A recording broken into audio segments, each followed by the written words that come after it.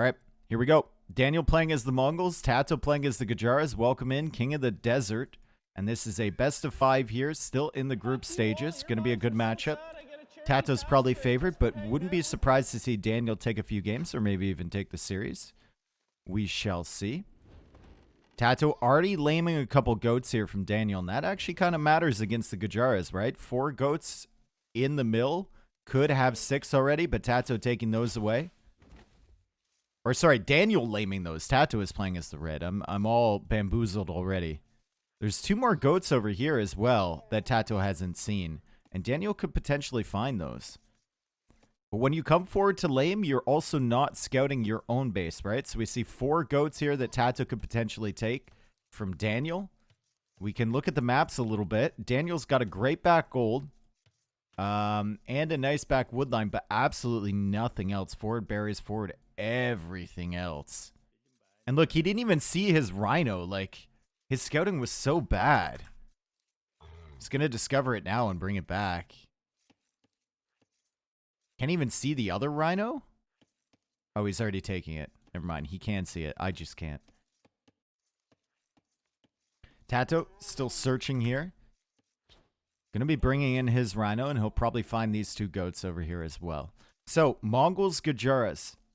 I think Gujaras are favored in this matchup, right? If I remember correctly, I don't think the Mongols have won against them yet in KOTD. So we'll see what Daniel tries to go for here. Is he going to go for an incredibly fast uptime into scouts? Maybe even with no loom if he thinks TaToH is going to be pushing in the deer, which TaToH will be.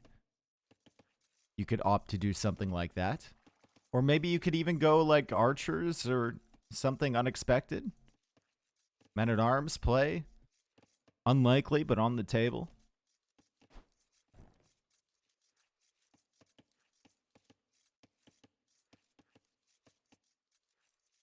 And 2 more goats being found by Daniel. So Daniel's going to have all of his goats and 2 of the goats from TaToH. And Daniel is actually going for the fast up here. 18 population. It's not super fast with Mongols, but it's pretty nice. And he's going to be going into archers. You can see him building that mining camp for the second Dark Age building. He doesn't go for the mill. Goes to the mining camp instead because he doesn't want a barracks because he's not going to go for the militia right away. And you need that second building. And the mining camp completes right before the feudal age click.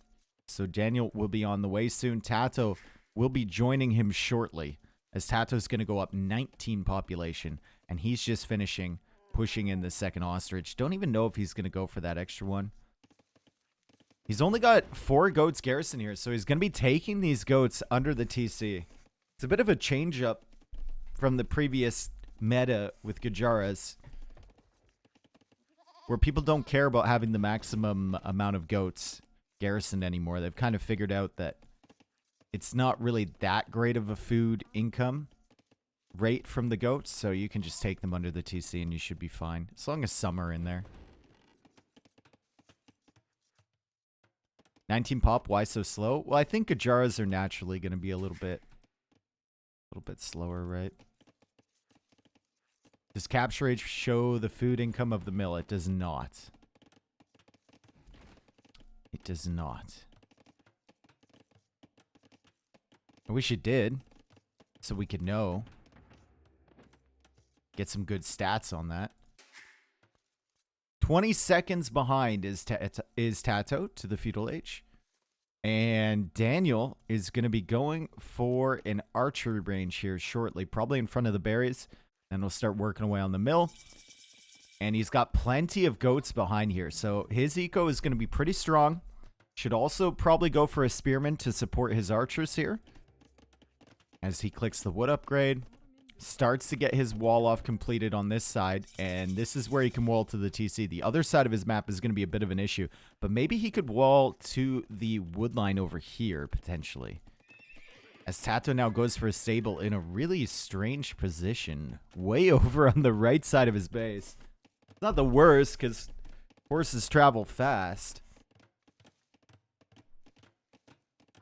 Usually you want that thing at the front here, so it can reach your enemy really, really quickly. He's trying to get the wall down, though. towards the side, and there's a couple more houses, and he'll go for a palisade over here, not leaving a gap. And he is going to be walled towards the TC. He's also going for a wall here and might even complete the full wall on this side. And that's a lot of the map secured if he does manage to complete this. I don't think Daniel's going to let him get away with this, though. Daniel's got a scout on the hill, and he's got archers and spearmen on the way. Bro, I was having a serious conversation with my wife when I told her, when life gives you lemons, watch out for archers. It's a good mantra. It's really important information. I'm glad you're sharing it with her.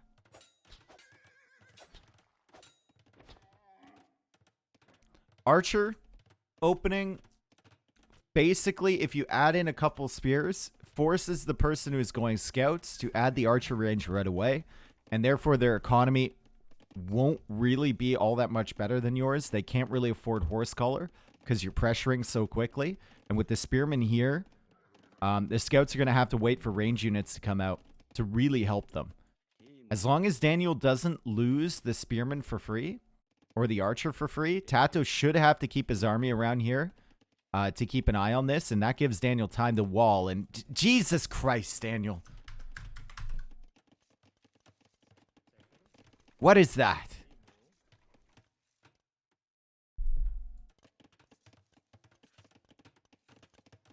I don't know.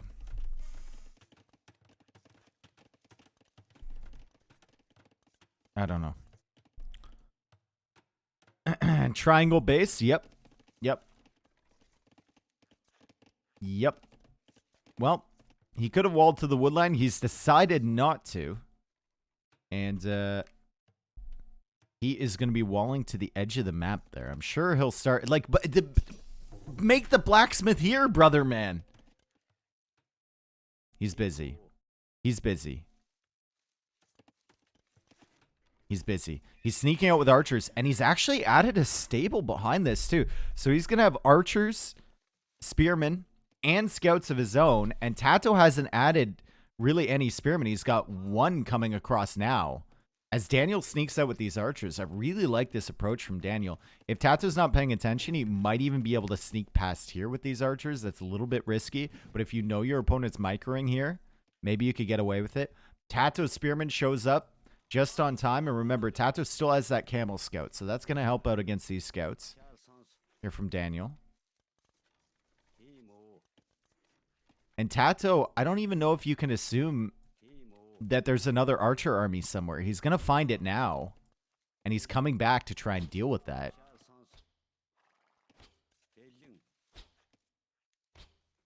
And yeah, he's forced to send everything back. So great job from Daniel so far. Really, really good job from Daniel. Other than getting hit by that. Thank you. Thank you, Apex. Thank you for the $25. Thank you. Appreciate it. No hablo anglais, says Apex as he donates $25. Course. Cool. TaToH's forced to come back. And TaToH is kind of building up towards Castle Age. He does have the wall off over here, and he's gone for double layers, which is really smart. That's an experience thing from TaToH.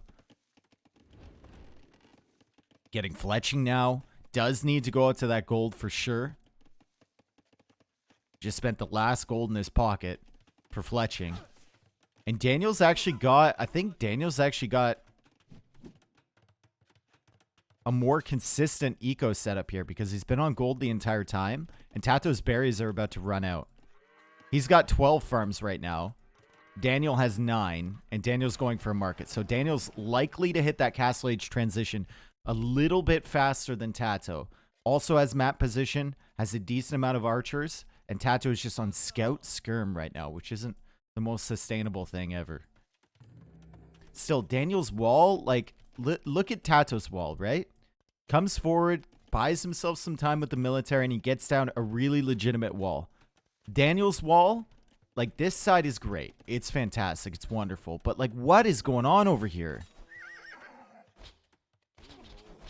Uh-oh, TaToH. That's not a great spot, and he takes out the camel scout, so no camel for you.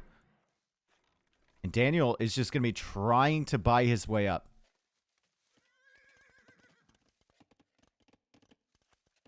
Daniel should be able to click up shortly. 51 seconds of idle TC time for him. 23 seconds of idle TC time for TaToH, which is why TaToH is like a villager and a little bit ahead of Daniel right now. Daniel adds another archer range, and he is going to be clicking up shortly, but hopefully he doesn't lose all his archers on the way. Another archer comes out, dead. And the skirmishers are chasing. Good job from TaToH here to try and whittle down these numbers. He's also keeping the scouts near, or the spearmen nearby to push the scouts away. And yeah, Daniel, just go to TaToH's base. Just loop around to TaToH's base. You don't even need to fight this. Just TaToH will follow wherever you're going. He's like a stalker, bro. He's gonna follow you. He can't let this army escape. He's gonna chase it with the skirms. And TaToH's on the way to Castle Age now. Moinson, thank you for the 4 months, dude. Appreciate it.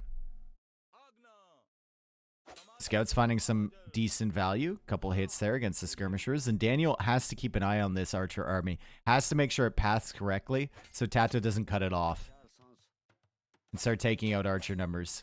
He also has to buy himself a minute until he gets the upgrades. Once he gets the upgrades, he can clear this army. But he needs to buy himself some time.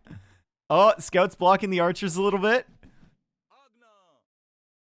Both players doing quite a good job here. TaToH on the chase, not letting Daniel breathe. And Daniel, well, he's trying to prevent his archers from dying. One of them's going to die right here. No, TaToH doesn't attack. Could have been 2 dead. And Daniel now heads back this way. He took a gander at the gold at the front. TaToH's main gold is hideous, by the way, and he fully realizes this, and he's on his second. That main gold will not be touched for a while. As Crossbow comes in, Bodkin comes in, Daniel getting Horse Collar now in time for the second round of farms, and there's the university, so he's going to play pure military. TaToH still has his stone. He could add in a TC, maybe potentially on this gold, if he ever gets a chance, or maybe even over here could be good. If he ever manages to push this back. We want Florida. We want Flo. Oh, sorry. How are you now? I'm not so bad. Yeah, thanks, Michigan. Appreciate it.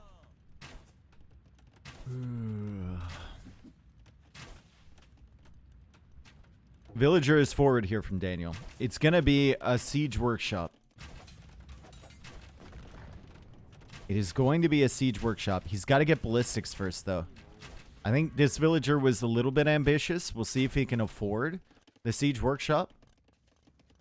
Going to be out of berries soon, so he can shift all of these back over to wood, maybe. Maybe over here on a different wood line, Daniel, potentially. Shirvamshire Riders coming out now from TaToH. Daniel's still making houses here because he wants the villager to do something, but he doesn't have enough wood for a siege workshop. But he's at 115 population. This is just a situation where sometimes in order to work more efficiently, you need to not work as a villager. Just stop! Camels out. That should deal with the Shirvamshires. Right? Like, if you didn't build these houses, you'd have enough for a siege workshop. He's going to have to leave anyway, though. And he's going for another house back here. That is just spamming the idle key, making sure all your villagers are working at something. Except for these ones, apparently.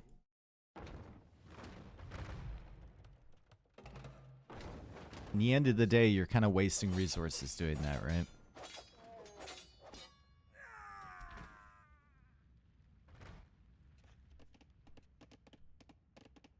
This isn't Civ, Hoyo. Crossbows have looped around this way. TaToH knows about these, though. He should know about these. He was tracking these for a very long time. And Daniel's going to come in towards the wood line. TaToH? Daniel, this way. This way. You see a wood line. This way. Not here. This way. He doesn't know that the lumber camp is there. He's going to find out. He's going to find out. Meanwhile, over here, TaToH running forward, Shravamshas. Is there a hole in here? Of course there is. Daniel got bamboozled. He saw bamboo. He thought there wasn't a hole, and now Shravamshas are in. And this is ugly. This is really ugly. You have to wall off your villagers now.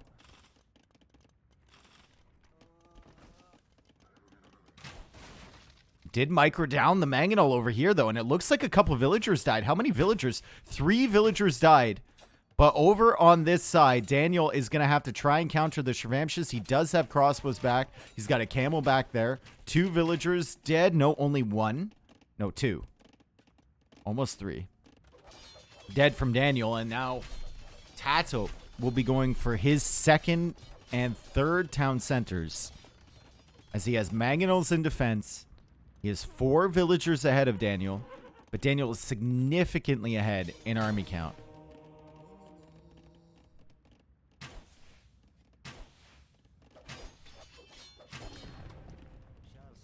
This is a dangerous army, too. Like, 33 crossbows with ballistics. Pretty deadly. Both players, same eco upgrades here. Both with the first farm and wood upgrade. As Daniel stretches out now for a TC. Wood is going to be your issue, bro. Like, you need... Okay. Why is he going for a TC here? When he could have TC'd here. I don't understand. He's like, it's fine. I shall make more houses. I need more pop space.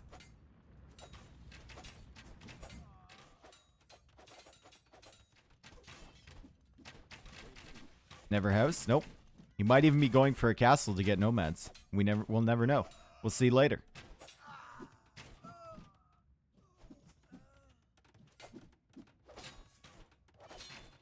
These crossbows are going to die. Shravamsha's right on the case. Daniel busy in the market selling wood. He's getting foraging as well, and he's going into camels. As TaToH just continues making Shravamshas, and I mean, why not? Right? The camels are going to kill your Shravamshas, but right now, TaToH, his entire game plan so far has been buy himself time to get walls, to get eco rolling. And Daniel's entire army is chasing this stuff. Instead of trying to pressure TaToH, Daniel is in the middle of the map, and he's trying to track down these Shravamshas and prevent the raids. Now he's getting bloodlines. Still really doesn't have that secure of a wood. More houses.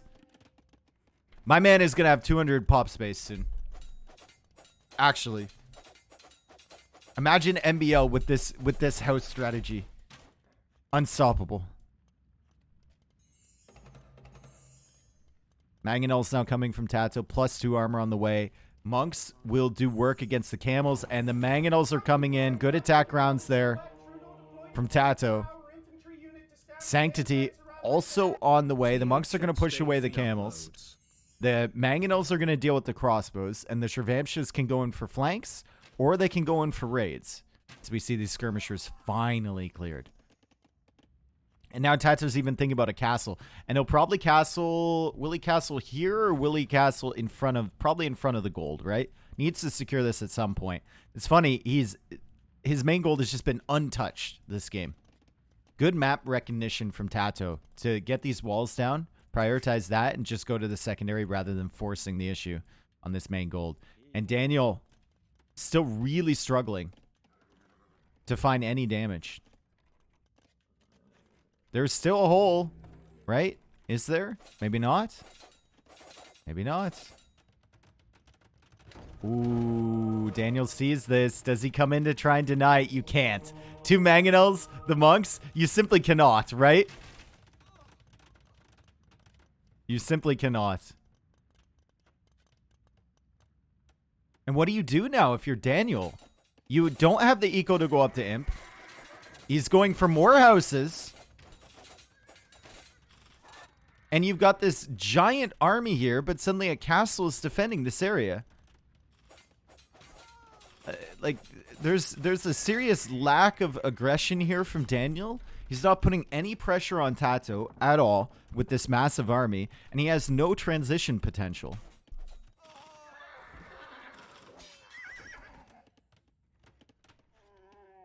Meanwhile, TaToH is really secure here at the front. Maybe Daniel can find some value over on this side. Maybe he could deny this TC, potentially.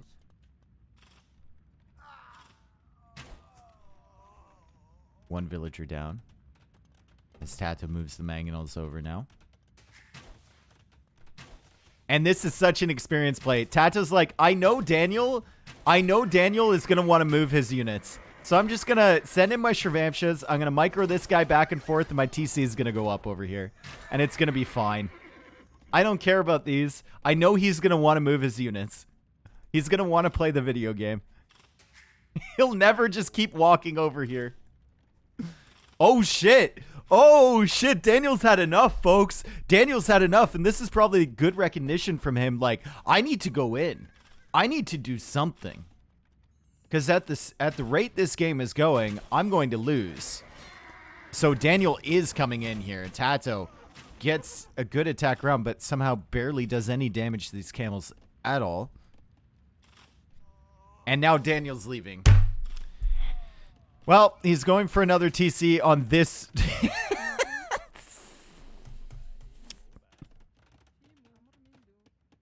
Why are we TCing this wood line?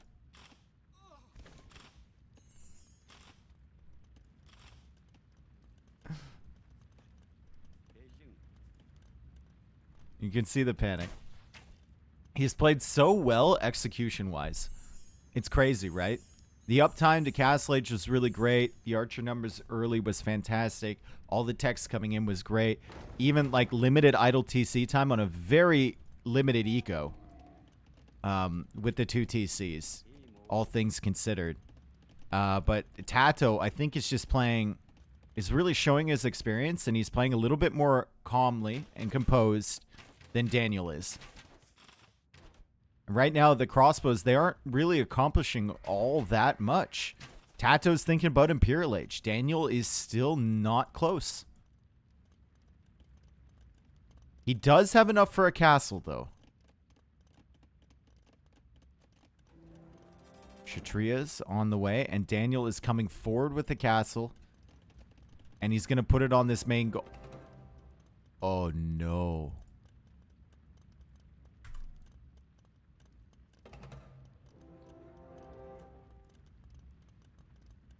Are they within range of that? Oh my god! Oh no,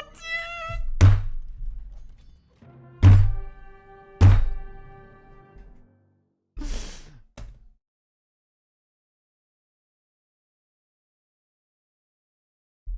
The castle went down, and well, Daniel's chances in that first game sunk with the ship. And TaToH wins that one. Just a more experienced play by TaToH. Great,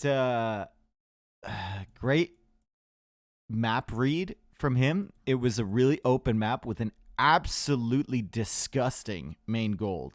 And what did TaToH do there? He pushed out with skirms and with scouts, and he just delayed, right? He delayed. He kept Daniel at home, and while he was delaying, he got a palisade wall, he got house wall up behind that, and this secured the second gold. And that was so important. From that point forward, it was on Daniel to push TaToH. And that's exactly what he tried to do, but it was such an easy defense for TaToH. He could raid at home with Shravamshas. Daniel was chasing that. And he could go for a siege workshop and go for the mangonels. And Daniel's siege workshop timing just wasn't there. Maybe if he didn't make a bazillion houses. Maybe if he had walled here and completely walled his base, the Shravamshas never get in, and he actually has access to a second wood line.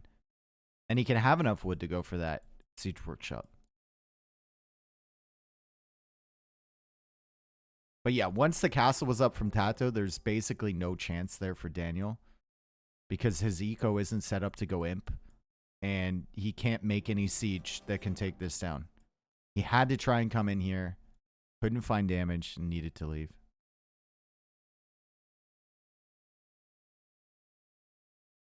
Great job from TaToH. Really experienced play. Everything about that game from TaToH was just, let's keep his army away from my base until I get my defenses in order.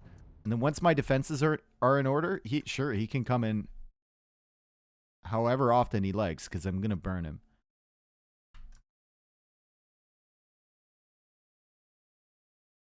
Super patience, too, to wait to go out to that gold. Okay, so Gajara's win Mongols lose.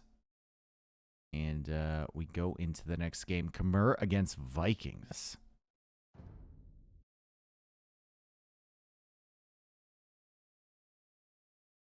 Would you say that the max is the Maple Leafs of AO8? No. I would not say that.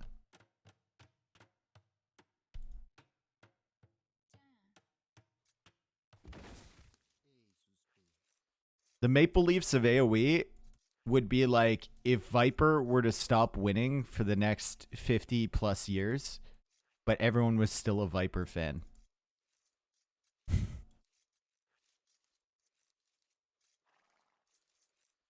And he'd go out in the round of 16 every single time. Thoughts on the goal that was disallowed? I think it was a good call. As a Leafs fan, I think it was a good call. If I was a neutral watching that game, I would expect them to make that call because there was no convincing proof that it was in before the play was dead. I think the puck was in the net, but you can't make the call.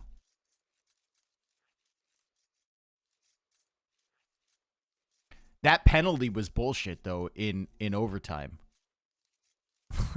That was such bullshit, dude. That's the only penalty they ever call in overtime is a delay of game bullshit fucking call.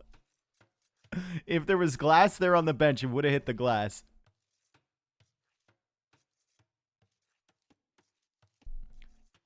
Didn't they play yesterday? Did they win? No, they did not. They're out. All right, so Daniel is playing Khmer. TaToH is playing Vikings. And we're looking at the map. Well, gold once again for TaToH. Very ugly. Barry's hideous. But he does have two really nice back wood lines. Also, his stone is hideous, too. And honestly, wood lines are more important than anything else. It's the most important resource.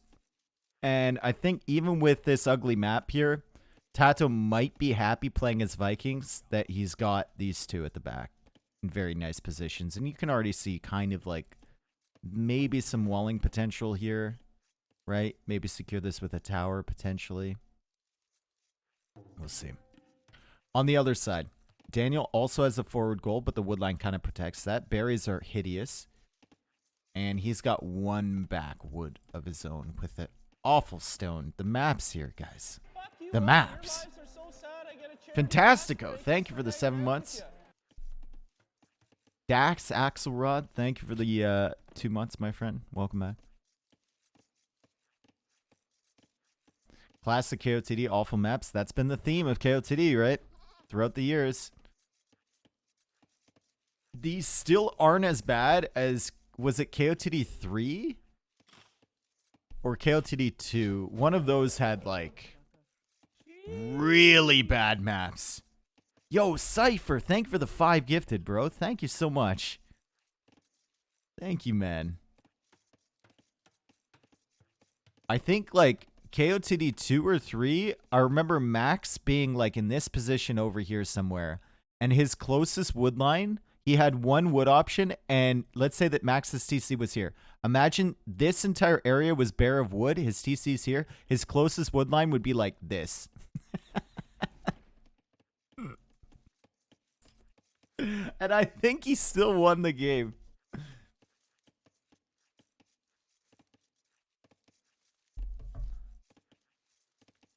Maps are bad, but fairly balanced. Yeah, that is true. If one map is bad, the other map is likely to be bad as well. Okay, so with Khmer here, Daniel is going to be going up with 19 population. And in today's standards, that's fairly late, as TaToH goes up with 19 pop as well. It's a cozy little lumber camp back here, isn't it? You only need one with a setup like this. Beautiful. Now, Daniel doesn't need to build a barracks. So he can just go directly into the stable or into the archer range as Khmer.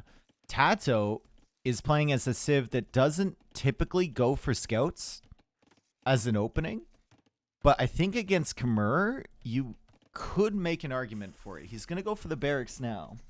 Vikings will usually play into archers But if you know your Khmer opponent doesn't have a barracks, they can't make any spears to counter your scouts. And especially if they open range, I feel like scouts could be viable.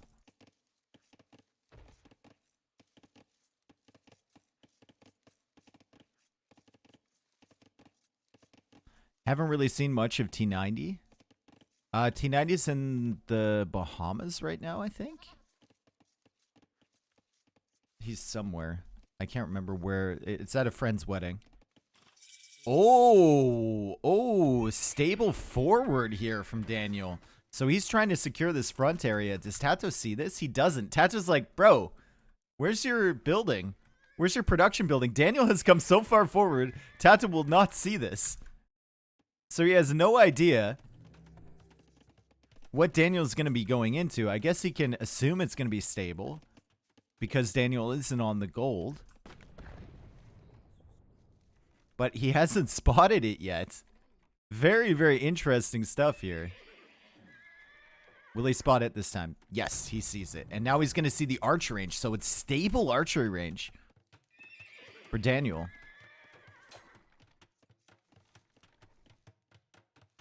And we're going to have skirmisher spearmen here for TaToH.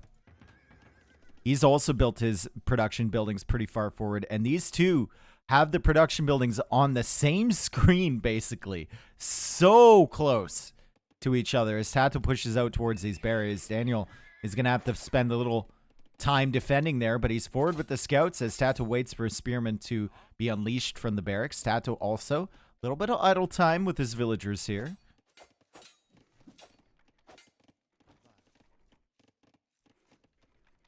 TaToH sends more skirmishers, more spearmen, more scouts. Sorry, only one scout. More scouts from Daniel here.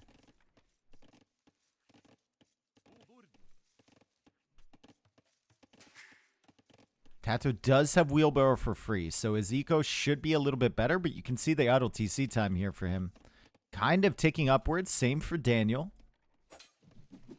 As he's really distracted with this. And like, he's not having issues with the skirmishers or the spearmen. It's the scout that he has nothing to deal with, right? He can't mix in spears. He doesn't have a barracks of his own. The scout is the annoying thing. If he can deal with that scout, Daniel should be fine to defend here with just skirms, basically. You wonder if it's viable for TaToH to add in a stable of his own. Even at this point, even with Vikings.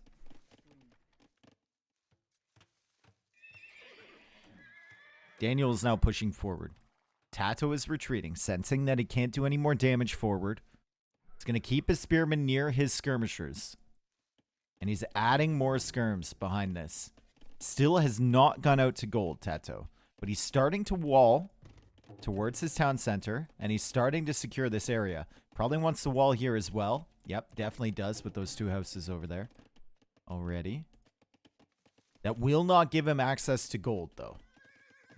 So he's definitely got to start thinking about how he's going to get that gold. And how he's going to secure it at the end of the day. Daniel getting hits where he can with the scouts. And TaToH's done a fairly good job to defend against this. He's now adding in a blacksmith of his own. The gold seems so close, but it's so far with this army here.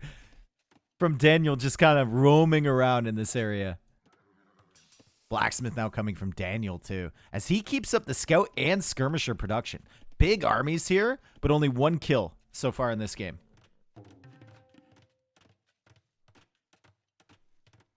Feels like repeating the last game. Not really, right? Because Daniel went heavy into archer production, and then TaToH was just full skirm. This time it's skirm from both.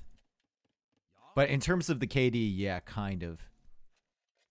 Fletching timing a little bit faster here from TaToH.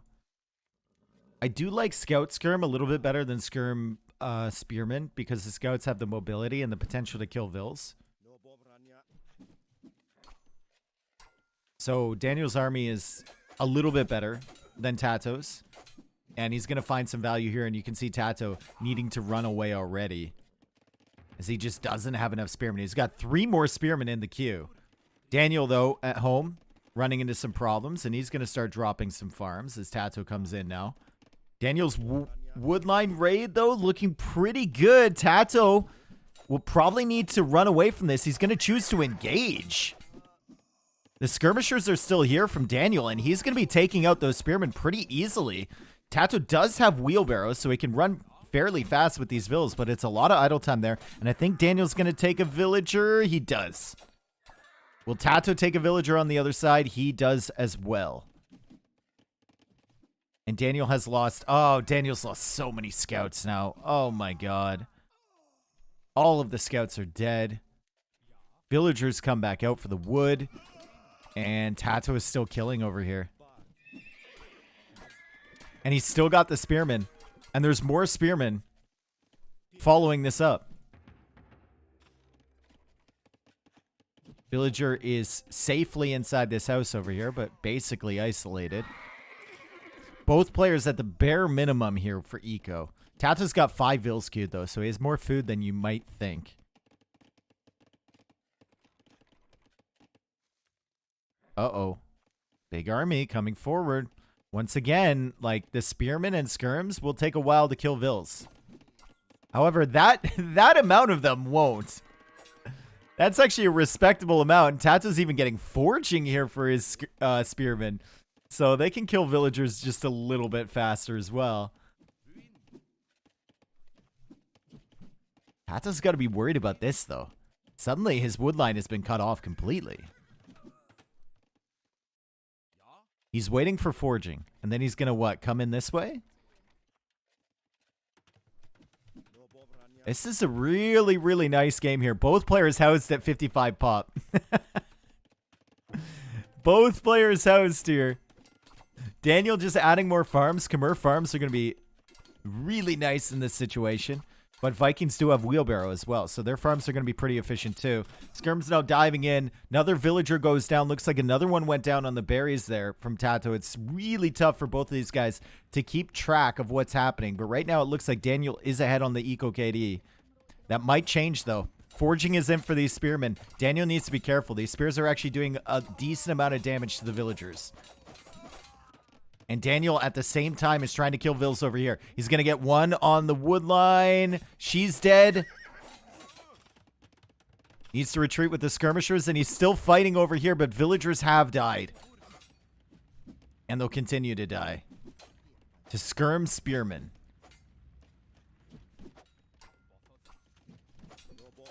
More damage over here for Daniel, though. He keeps adding in scouts. And now he's going to take care of this army? Skirmishers are coming over to try and deal with the spearmen. One spearman down. Second spearman down. Scouts are pushing back the skirmishers.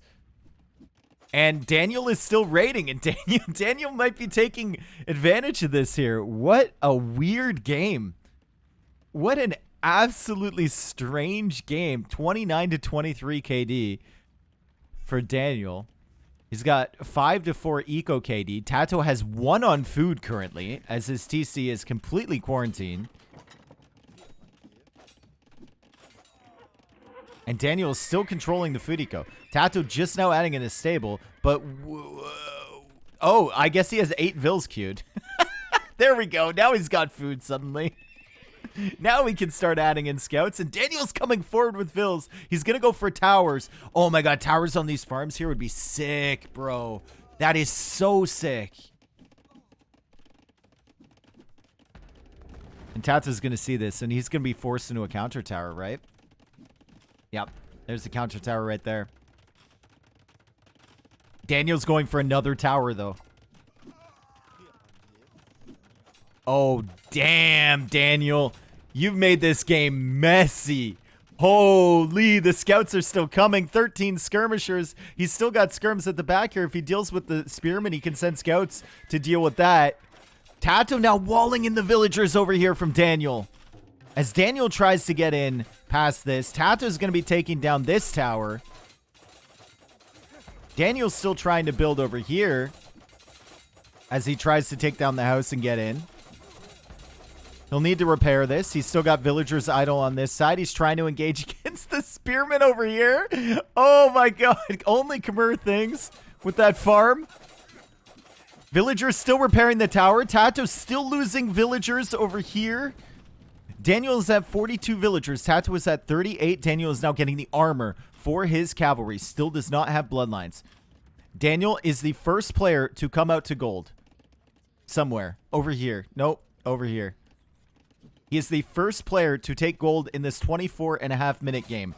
What a wild game. What on earth? Not the greatest fight here for Daniel, but look at TaToH's eco. Look at this eco, folks. Absolute disaster.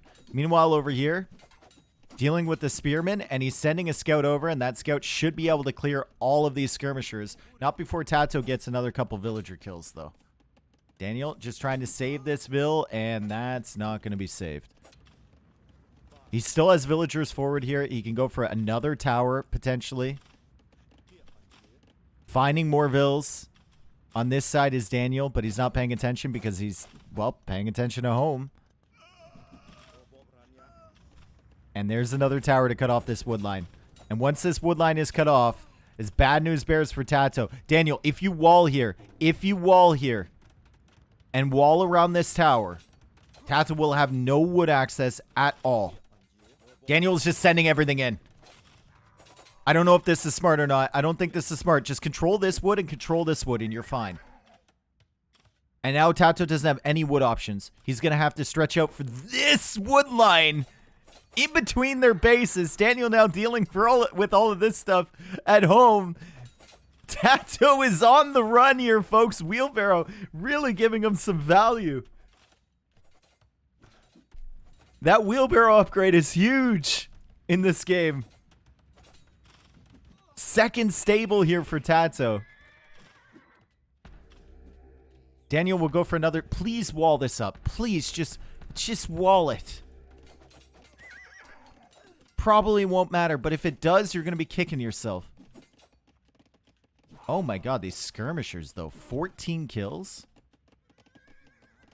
Bloodlines is in. Armor's in. Forging is in. And TaToH only has forging himself. And I think TaToH is going to have to call the GG soon, potentially. He knows it's messy for Daniel, so he's going to keep playing. As he tries to come out with a villager and take that. But the scouts are still coming here from Daniel. He's got 2 stables now, and the villagers are going to go down. We can see Daniel taking the advantage, and TaToH says GG, and that's just the best game in King of the Desert so far. I couldn't say that, but that's just the best game I've seen in King of the Desert. That was a classic. Feudal war, non-stop aggression, 63 to 48 KD. They were so close together. And Daniel playing Scout Skirm is just going to have a better comp than Skirm Spearman. Even with the bad trades he took before, also coming forward with these villagers, really heads up play. It was a good defense there from TaToH to take out this tower and this tower.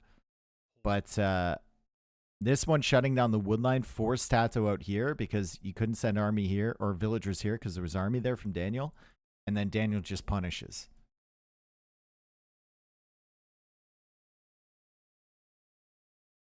You mean best KOTD game ever, period? I don't know about that, but definitely in this KOTD 5 so far. Crazy game. Love to see it. Look at that. Look at this shit. What on earth? Their exploration is even at 50.9%. No castle, no imperial time.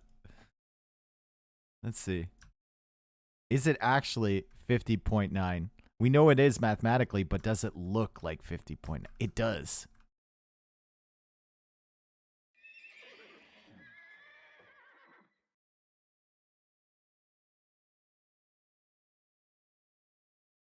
How did Daniel save the second tower? TaToH only had like 3 villas attacking that. His other villas were trying to build house walls around, right?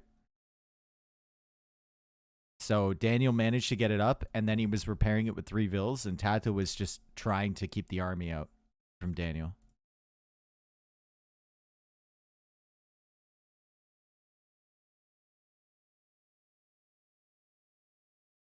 Okay, 30 seconds from the next game.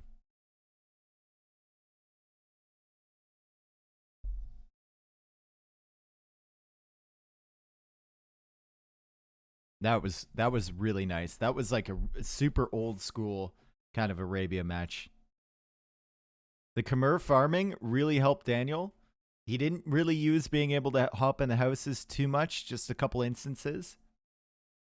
But then Wheelbarrow really helping out TaToH in that game. Wheelbarrow was like the only reason he was alive. The Vills being able to run away and the farming eco from it was very nice. Daniel and TaToH now. Game 3, and they're both deciding to play Malians. TaToH, well, his gold is forward once again, and it's under a giant mountain of a hill. But this base, it can be locked down, and once again, he's got a gold that potentially could secure. If he, like, walls this way, maybe, that way. Or even, like, walling to the edge, to the wood line, and then back here. Should be fine.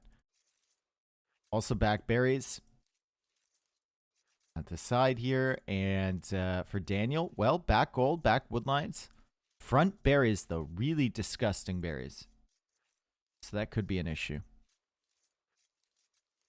We shall see how this Malian mirror plays out. Is one player going to go for the Drush into archers? Is one player going to go for the men-at-arms into archers? Are we going to see, God forbid, scouts? I don't know. Wasn't there a Malians versus Malians last set? I think there was. Malians are like the best civ in Arabia now. One of the best civs. I wouldn't say the best, but one of the best civs. For this current meta. Mirror? Yeah, their first civ pick was Malians for both of them.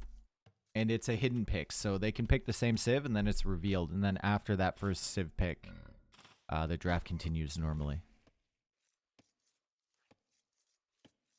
Because of their gold bonus? Well, the gold coming in a little bit faster has just buffed them enough to make some of their opening builds really viable, right? They still save wood on all their buildings, which was good historically throughout the last couple patches in the last few years. Malians have never been like a terrible civ.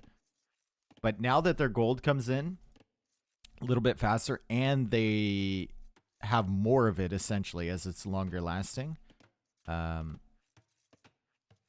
it means that they can get away with a little bit faster timings than they did previously.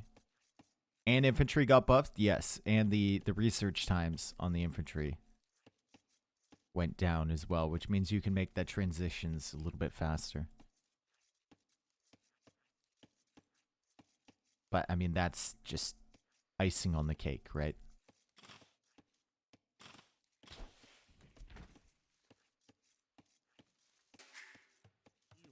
Okay, there's the mill. A lot of civs would go for a mill-less build, but with Malians, I mean, you're going to be saving on the wood anyway. You can see Daniel, like, only 2 on wood here. He's saving so much. TaToH has 4 on wood, and he's going for the barracks instead of the mill. So TaToH's going to opt for the Drush strategy. And I think it's only going to be 2 militia here, right? Bop. Here's the first one. So, like, theoretically, Slavs are an infantry civ. Did the update make them 1v1 viable yet? No. Not for the highest level, no. Drush archers beats men-at-arms archers. I don't think Daniel's going to be playing into men-at-arms here, right? I think he's just going to go range.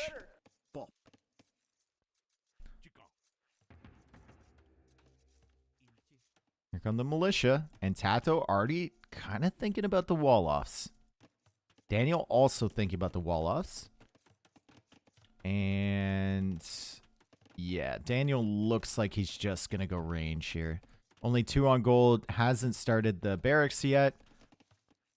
Already 30% of the way to feudal. And the militia are coming in. And this mill, I mean, these berries are just hideous. They're just awful. And you only have 1 villager on them so far. You haven't even really gotten value from placing this mill other than a second Dark Age building. And now your villager is going to be super exposed. You need to garrison now so that scout doesn't chase you. Okay. Scout not choosing to chase that villager into the TC, and Daniel's going to have to abandon the berries for now. He's going to start building a barracks, but it's late. It is late, folks. So the timing for Daniel is going to be off. He went up 18 population, but the barracks isn't even going to be complete by the time he reaches feudal age. So he'll have his archers probably 20 seconds later than he should have.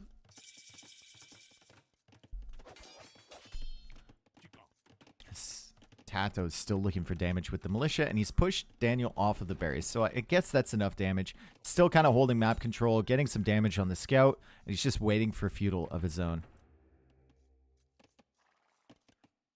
Concerned Sauce, thank you for the tier 1, dude. Welcome. There's the archer range, finally. What time did he get up? So that was at 9:03 he started placing that. And he got up at 8:26, so yeah. That's really bad. It's like 37 seconds delayed, right?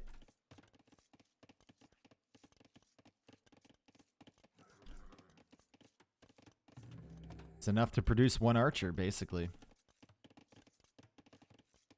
Dude, I hate mirror matches. What the fuck is this? It's a mirror match. Don't worry, you'll maximum see 1%. Feudal Age is in for TaToH. He's getting men-at-arms. So he's gone for the improvised infantry build here. Instead of going Drush into Flush, he's going to go 2 militia and then add 2 more. And then get the men-at-arms upgrade because he didn't take any damage on his militia early. And remember, Malian militia, well, they have the extra pierce armor. And now men-at-arms are going to come in. And Daniel can just kiss those berries goodbye. Kiss them goodbye. Say goodnight, give them a hug, pat them on the head, because you won't see them for a while. And if you keep coming out for these berries, you're just giving TaToH a target.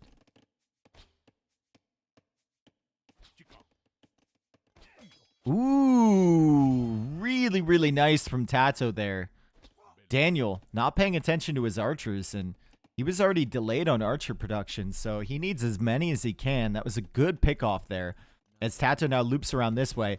Daniel's trying to tap each one of these once, but even if you do that, I mean, these are men-at-arms, right? And TaToH's going to find this villager, and he's going to chase him away. Daniel is kind of panicking a little bit, trying to defend against just men-at-arms. This is before the range units even show up here from TaToH. And he's gone double range. TaToH has gone Drush into men-at-arms upgrade, into double range. That's what the Malians can do with the wood savings.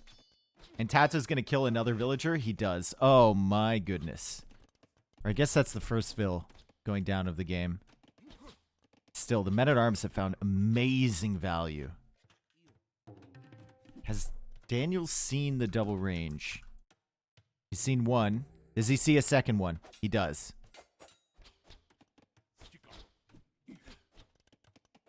And Daniel goes for a market. Oh boy. Oh boy.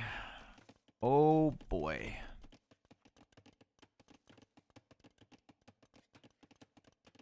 Great aggression here from TaToH. Good management of the men-at-arms. He realized where he needed to hit on the berries at the front. Daniel can't get any of that food. Really struggling for food eco. He's got the market up now. And what is it? Oh, dude, you're so far away from castle.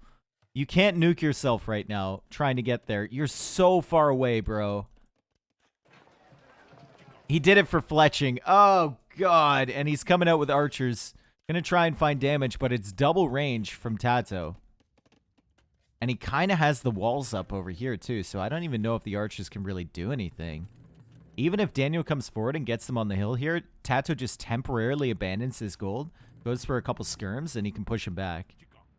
It's only 5 archers, and this scout only has 6 HP. The men-at-arms still being alive are adding incredible value for TaToH as well. It's a unit that can bust through the walls pretty quickly. Daniel forced to go for another house. And he's under all sorts of pressure. Archers do show up, though. Just kill the scout there, TaToH, and you should be fine to defend with your future reinforcements. And the scout has gone down, and that means TaToH can just calmly come out to this gold once more.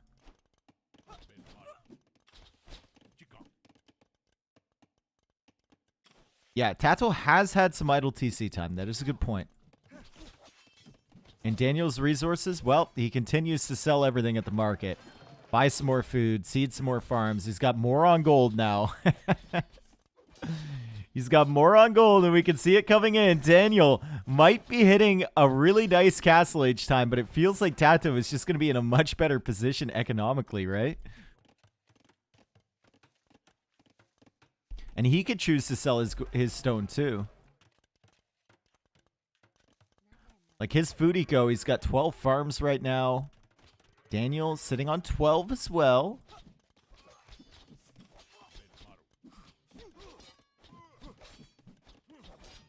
TaToH now selling the stone, buying the food.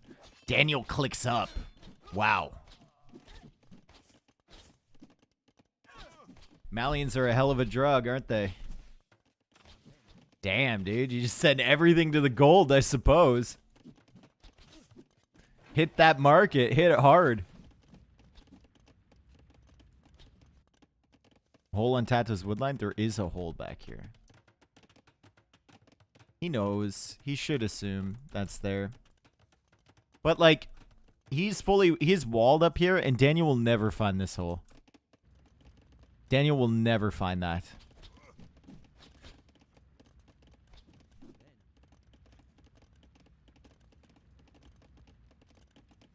Gold mining upgrade coming in, so the gold is coming in even faster here from Daniel. And Castle Age is on the way for TaToH. He still has map control.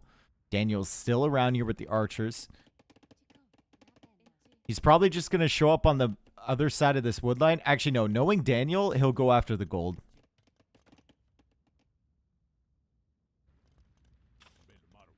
Knowing Daniel, he's definitely going after the gold. This is interesting. Is he looping this guy around for a siege workshop? Or is this dude just running for his life? He's scared.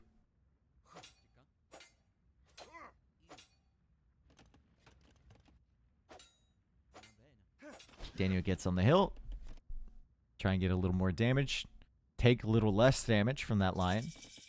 And he's waiting. He's waiting. He's waiting. He's waiting with these archers until they're crossbows. So probably start sending them in now. TaToH's going to take care of this. But he's just opened himself up. And if I know Daniel, he's coming in towards the gold. He's not going to the wood line. He doesn't even know there's a wood line here. And he's let TaToH know that he's here by attacking the wall there with the crossbows. Little bit sloppy, and TaToH will simply go for another mining camp a little bit further back. As Daniel comes forward with a siege workshop here. The villager is weak, though. The villager is weak. TaToH, can he see this? He can't. Sneaky stuff there from Daniel. TaToH's got a big army that he can upgrade. Trying to cut off these crossbows. He's still got more units over here, so he's trying to narrow down where the crossbows are and ambush them somewhere. But he still doesn't see this siege workshop. However, for Daniel, the siege workshop is kind of all alone here, right? It's in the middle of nowhere. Daniel does get ballistics. If TaToH goes for university, ballistics should be pretty quick here with Malians. And bop. Look how fast that is. So fast.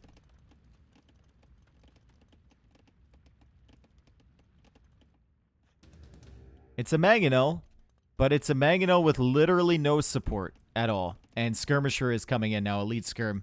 Oh boy, Daniel might be in trouble here. If he can't meet his army up with his siege forward, he might be in deep doo-doo.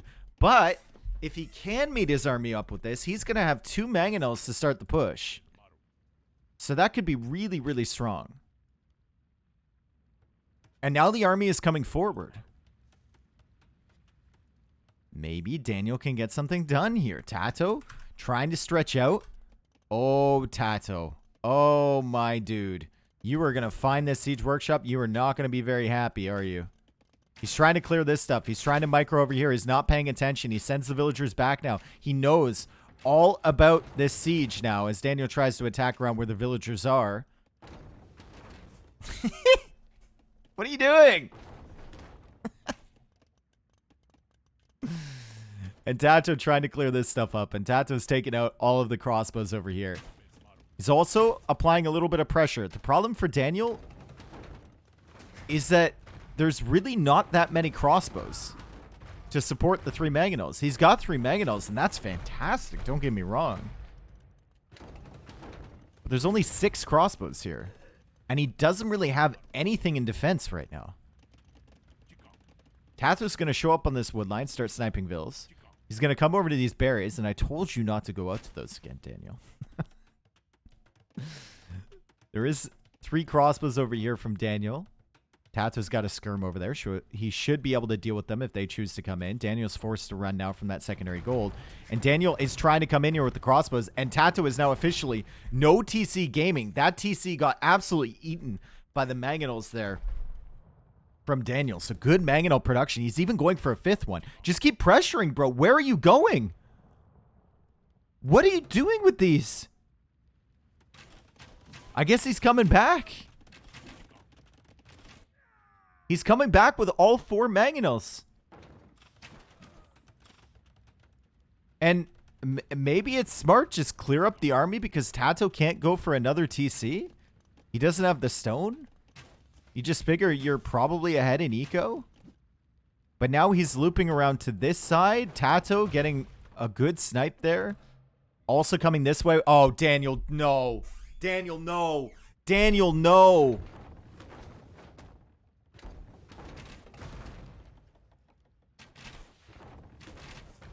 Oh.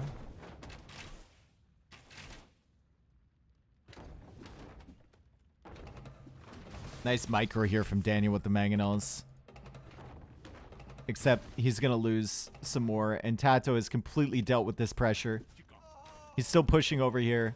TaToH is just replacing the TC where it was once before. And now he's sending the mangonels over to deal with this. If only Daniel had kept pushing there with those mangonels. If only.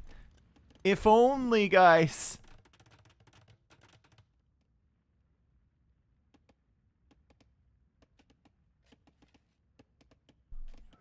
Knight is out here from Daniel, though. And that's a good knight to clear the mangonel. If it notices it, it's not going to notice it. It's going to die to the TC.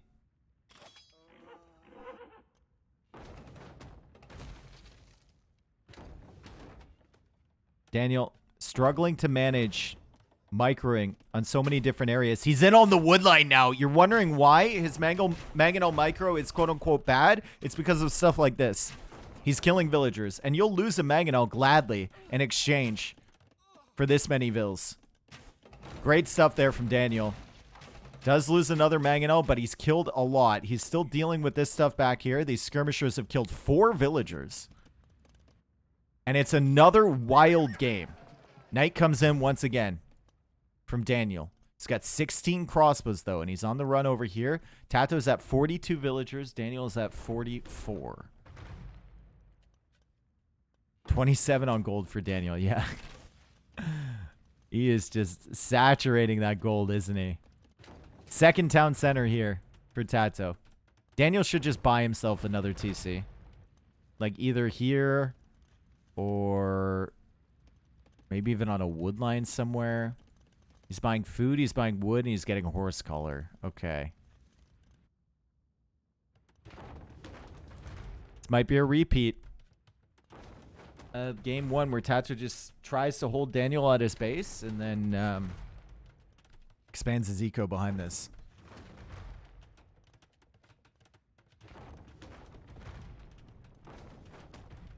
What does Daniel do when his gold runs out? He goes to different golds. That's what he does. Night is coming in. Will we see a monastery here from TaToH? This mangonel is going to die, and then the villager is probably going to die too. Dan. He didn't see the HP on the Vil. He just pulled the Nard away by reflex. Didn't see the HP. He's going to lose another Vil here. TaToH keeping up with the pressure. Meanwhile, on this side, Mangonel's still pushing in. Does Daniel see that TaToH is on 2 town centers? He does. And he's got a hill position to push this gold now again. Trying to loop back here with a Mangonel to take out these skirms. Does notice. A little bit of damage there from that Mangonel. Needs to run away from this one, though. Nice little attack round, pushing TaToH away, and he's still killing villagers on the gold. Daniel is doing a ton of damage. But TaToH is adding his 4th town center. And TaToH is going for guard towers, and Daniel still is not expanding his eco at all. He's playing pure military here. He's got idols all over the place. He's doing a ton of damage. I mean, he killed TaToH's TC, for Christ's sake. But he's going to be falling behind in economy. 3 TC. No, it's 4 TC. 1, 2, 3, 4.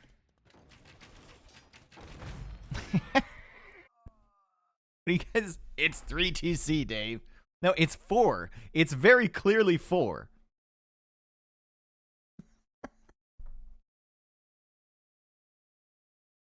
It's extremely clearly 4. Game pause to count TC, maybe.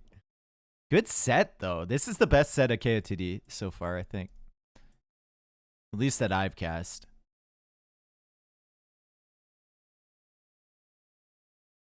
Dave, it's 3. It's soon to be 3. Technically 5 built. Or, sorry, 4 built. 5 total from TaToH. Okay, so they had some lag issues. They paused for a minute. Tried to fix it. TaToH going for more towers. Might even get guard tower here, but Daniel is pushing once again. We'll see if 1 TC can beat 4 TC. Can TaToH even continue to produce out of 4 TCs? Unlikely, right? He's going to lose this one. His farm eco isn't the greatest. If only you could hunt camels, that would help. And TaToH has no army. It's got a few crossbows. That's it. Daniel has 29 military. TaToH is trying to afford guard tower.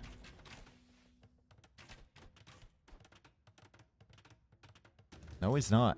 I thought he was buying food. He's selling food. I mean, I guess the food price is good, right? Daniel's been buying it this game. It's 3 TC. It is now. Soon to be 2 TC. TaToH really wants guard tower, I think. It's got a Mangonel. Knights are coming in. +1 armor only on the knights, so they'll die to the crossbow in the tower. Attack round. Nice attack round there. This knight's dead as well. This knight might be dead soon, but the crossbows are pushing in. The crossbows are pushing in. The Mangonel will die. There's another Mangonel popping out right now. TaToH? TaToH? Daniel? Trying to micro here with the crossbows. Remember, TaToH does have ballistics. He's trying to repair this Mangonel, and Daniel is losing a ton of his crossbows as guard tower is now on the way from TaToH. It's still a 2 villager difference, bro. It's been a 2 vil difference this entire game. Another TC here from Daniel, and this time it's on the stone. And a 3rd TC. I mean, there's nowhere else to put it. You could have put it on the wood line, but it's fine. It's fine. It's fine. It's fine. Don't judge a man's TC, okay?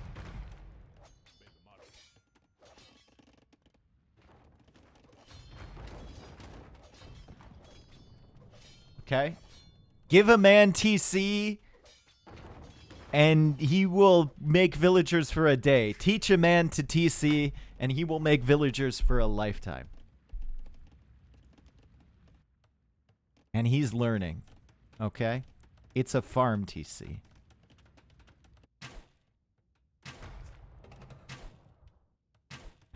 Wise words, Dave. I try. I really do.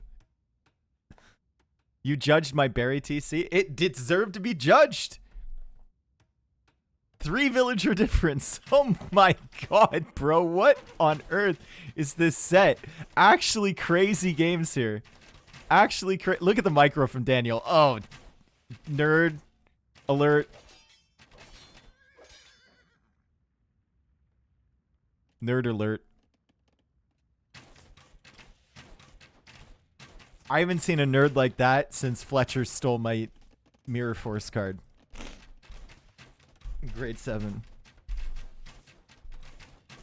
Another guard tower here from TaToH.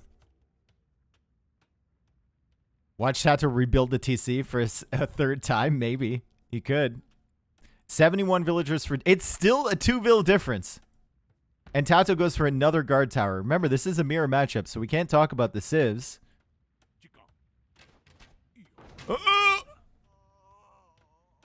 Do you still miss your Mirror Force? Dude, that card's amazing, bro. It was my trap card. That's how I won all my games.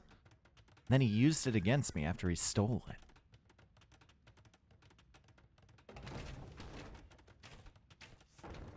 TaToH has 2 Mangonels versus 5. But he does have guard towers to retreat to. And now he's got access to his main gold once again. It's still a 2 villager difference. Daniel will go for his 4th town center.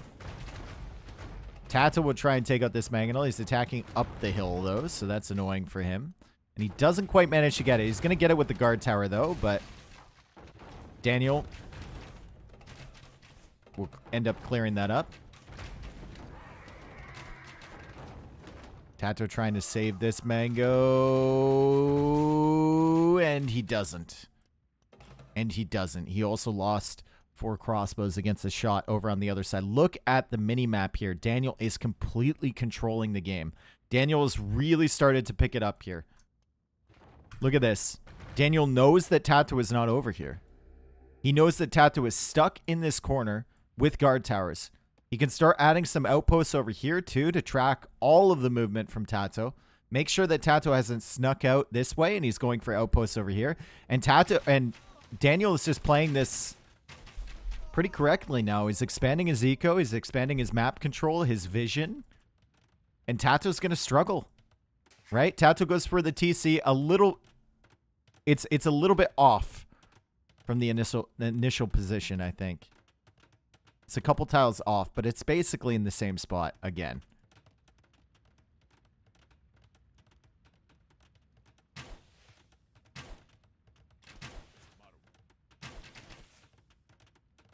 +2 armor coming in from Daniel. He's making the cavalry switch. TaToH also thinking about making that switch. Daniel's eco is much better, though. 40 on food almost. Going for more stables.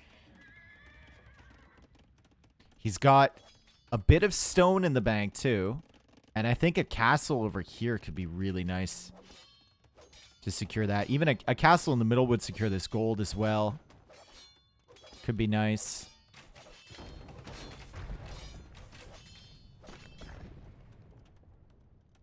I'm watching on a TV. No shame. You just felt like you needed to say that. He's watching on a TV. He's a legitimate TV watcher.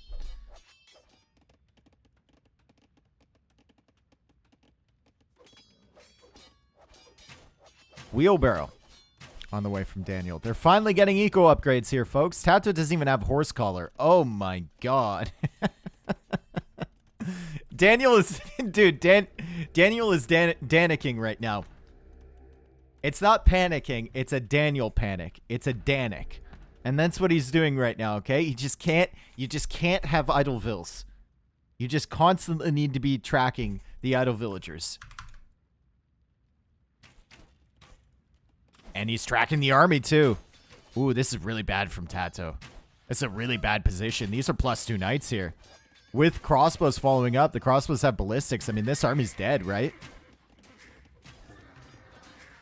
Daniel will wall this off with houses over here, and he needed houses anyway, so this is good.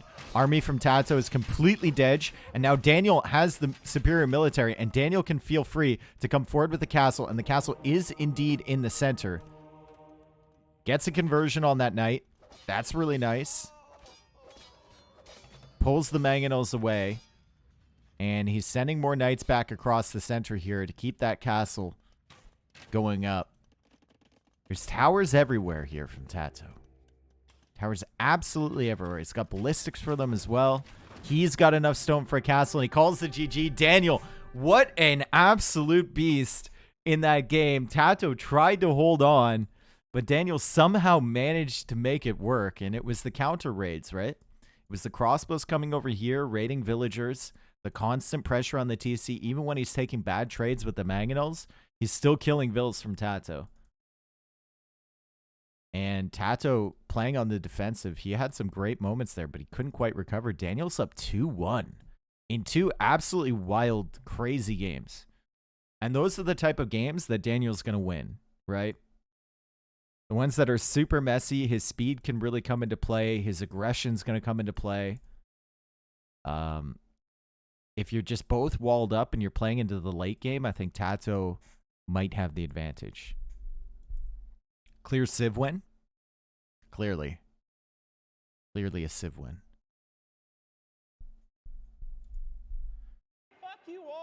And now Daniel's going to be getting nervous. And this is bad. Ever notice how Team Canada is like a relic? They both bring home gold and get carried by a bald man.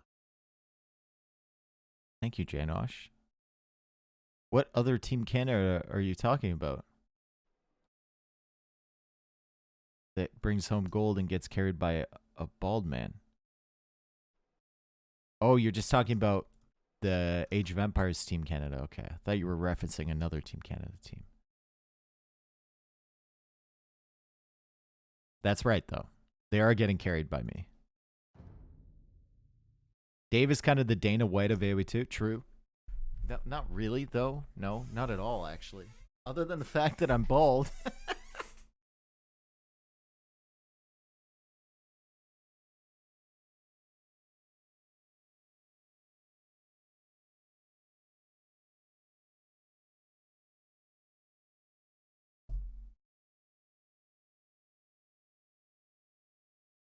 Do you know if Ben and Santi from Vicious still play DE?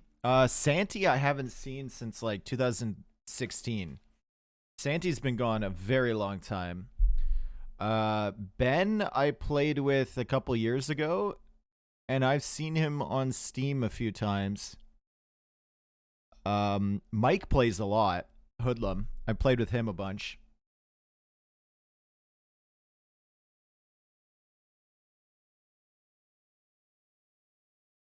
Are you Cypher? Were you the Cypher from Vicious?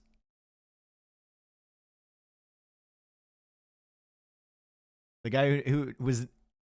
I always saw your name, but I never saw you online. You were never online. You were like Ben's friend or something, right? Have you seen Crescent? No, I haven't seen Crest since 2016, 17. I hope he's okay. I know Egypt has gone through a bunch of stuff, and I hope he is doing well.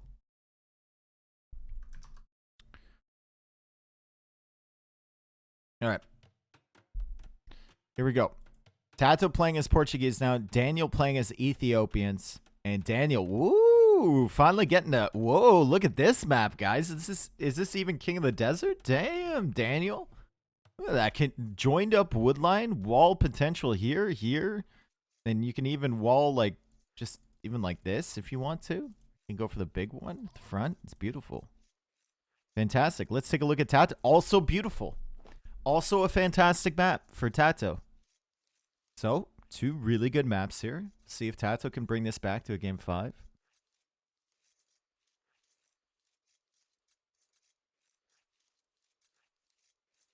Yo, Joju, thank you for the 11 months. Sorry, dude. Bop. Sorry, bro. Thank you.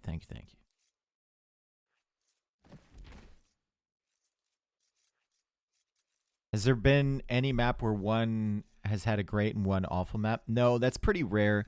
The way the generations work is like if you get 2 wood lines, it's scripted so your opponent only gets 2 wood lines, right? Now, whether the gold is forward or the gold is back is a different story. But you can see this is the 3 wood line generation. And you can see 1, 2, and this is joined up by basically a bug, but it's 3 essentially. And then over here, 1, 2, 3. Just make more houses. And it's the wood lines that generally determine whether your map is pretty good or not. Hey Dave, tell me the particular name of your favorite peanut butter. Kraft peanut butter, the smooth one, not the chunky. Not chunky, no. I don't mind chunky. I just like smooth better.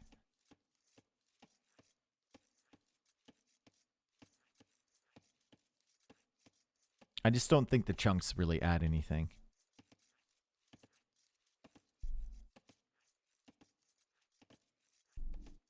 Nutella or peanut butter? I was not a Nutella kid growing up. I don't really like Nutella. I've probably only had Nutella like 2 or 3 times in my life. It's okay, but it's nowhere near peanut butter.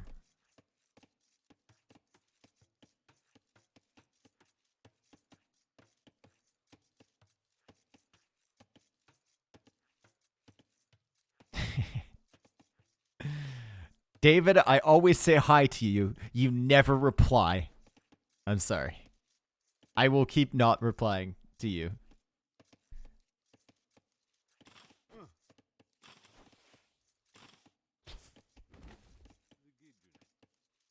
Hey, David, I know. Who is that? My mom? All right, so Portuguese Ethiopians, they're probably both playing into archers, right? Pre-milled rush, not really a thing with Portuguese because you're actually gaining the wood while you're taking the berries here. So TaToH's going to take advantage of that. And he's already starting the wall on this side. So he's going to wall all the way over there. Might just wall like this as well. Or he could choose to wall in between the wood lines. Let's see where he places the production buildings. But it should be a pretty defensive game. I think both of these civs, Ethiopians especially, can hit some pretty sick timings on Castle Age if they want to play defensive. But Portuguese, I mean, Portuguese are pretty ridiculous, right? They should be favored in the late game over Ethiopians. Dave, I fall asleep to your voice. I don't know. Dave, do you like fine artisan shave soaps? No. I think shaving's kind of a scam, isn't it? Razors are so expensive, dude. And like the Dollar Shave Club razors, I need a better razor for my head than you typically do for your beard if I'm gonna shave my head. And like the Dollar Shave Club ones aren't good enough. Who wins Hockey World Cup? Who cares?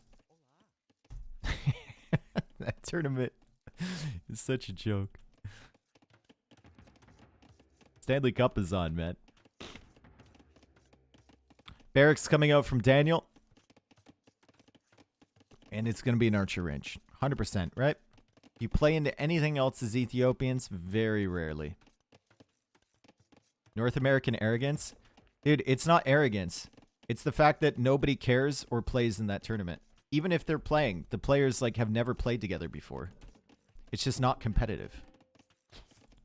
And they've, for some reason, like, I would watch that tournament if it was scheduled differently. But it's always scheduled during the playoffs. So even if players come there after they've exited the playoffs, they're, like, worn down, they're tired. It's just, like, I don't know.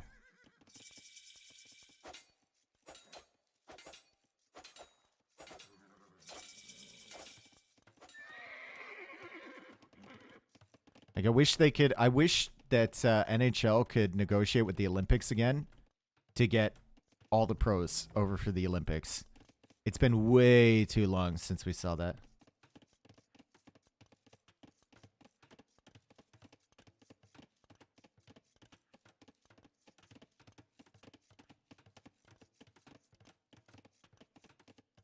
2006 was the last time? No. 2014? Was it 2014?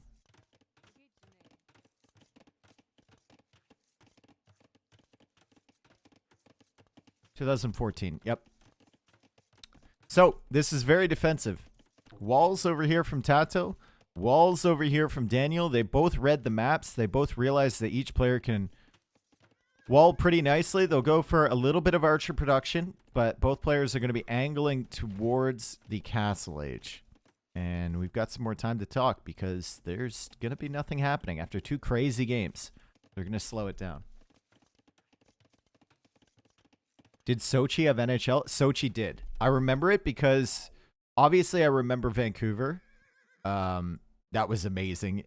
Everyone remembers where they were when Canada won the gold medal, at least around me in Canada here. That was an incredible moment. But I also remember Sochi because one of the best hockey games I've ever seen was played there between Canada and the States, and it was a 1-0 game. It's just the game was just so fundamentally good between both teams.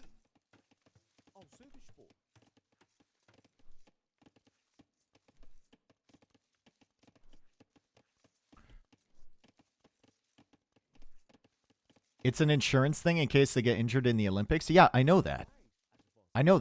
But the players want to play. The NHL isn't letting them. The players want to play. I understand the perspective of the NHL. But the players want to play, and they should let them play.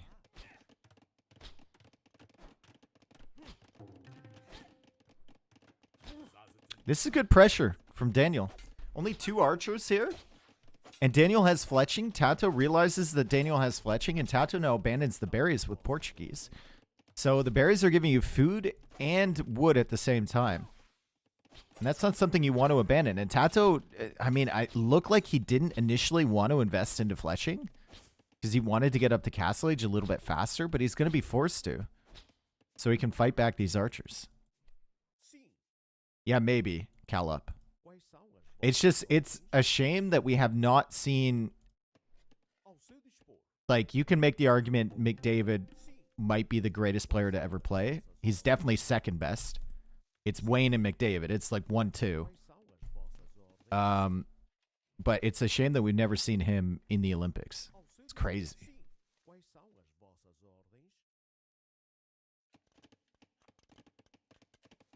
All right, Daniel's going to get there first.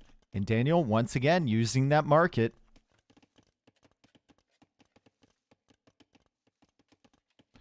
Using the market. That delay helped Danny a lot. It did, bro. It did. It forced TaToH to get fletching. TaToH's now host, so he has to get Town Watch as well, which actually, Town Watch is actually going to help him in these fights where Daniel might be sneaking around with crossbows. Town Watch is going to be pretty useful. He didn't mean to get it, but it might help him further down the line. But still, Daniel is going to be in Castle Age a little bit faster, and that means he's going to have the crossbows a little bit faster. And these archers are sneaking around, so Town Watch might tell TaToH that the archers are coming here.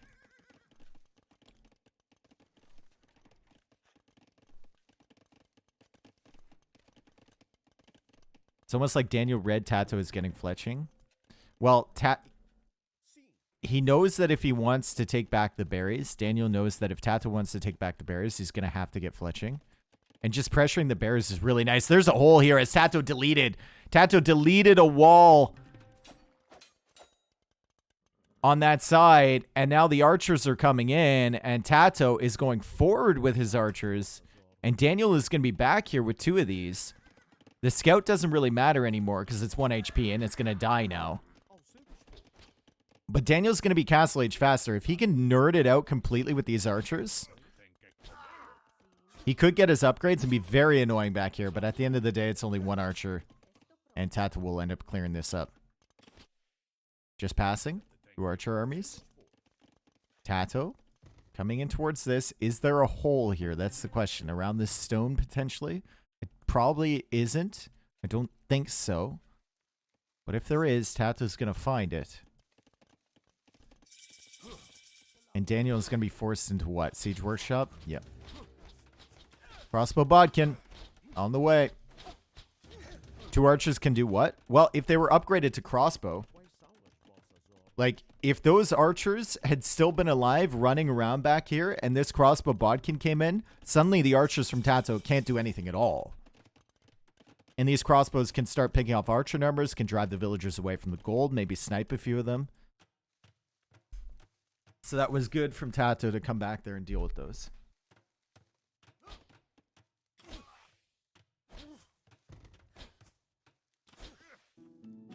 Okay, University is now up from Daniel.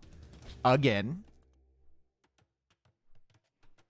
And there is a hole here, but does he run through? Does he have the balls to run through here? He doesn't. And he's just going to be working away on the farms. This is nice. He's also denying the berries that are left over. TaToH keeping a couple crossbows in the TC, so he doesn't have to idle vills, and he can still shoot arrows out of there. So that's a beautiful thing. And with the Siege Workshop here now, TaToH can't really pressure. Great stuff here from Daniel. Both players sold their stone, so they can't add an extra TC immediately. TaToH might think about buying stone and going for a second town center now. But he's going to opt to go for ballistics first. Will I get hate if I say every game in KOTD plays out the same way so far? Well, I mean, it's just not true, because look at the last 2 games. But in general, I'd say probably like 40% of the games play out in a very similar way. Archers to Expo to Mangonel. I mean, the Vikings Khmer game had none of that. Last game, well, that was the plan. That's not what actually happened. Not a great fight here for Daniel. He's trying to recover it. And he's actually managed to micro himself into a decent-ish trade. As he takes out another crossbow there from TaToH. But TaToH is going to clear that army over here. We'll settle on 50%. Say 40, 50%. Interesting TC there from TaToH, but there's a hill, so he can't place it right up against the wood line. Is going to buy that stone, and Daniel's now buying stone, and he's going for another TC on this wood line.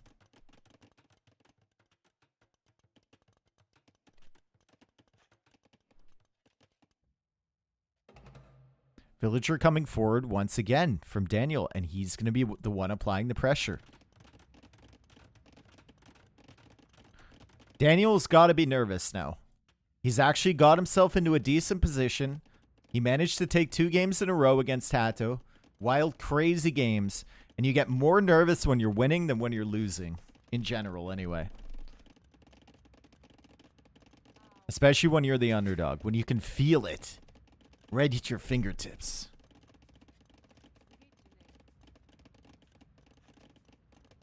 That's a problem. He does have Town Watch, so he saw these coming in, but he didn't notice them in time. He's going to lose a couple vills. Needs to get another wood line. There is another one back here he can take. Can't TC that, though. That's very annoying. Look at the outposts from Daniel once again. And they're Ethiopian outposts. He'll be tracking everything except the actual armies. He'll be tracking everything except the units from TaToH. Another TC here from TaToH.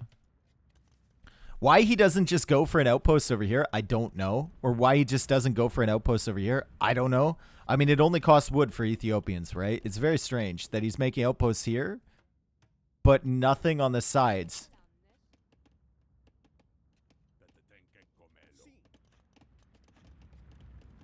Like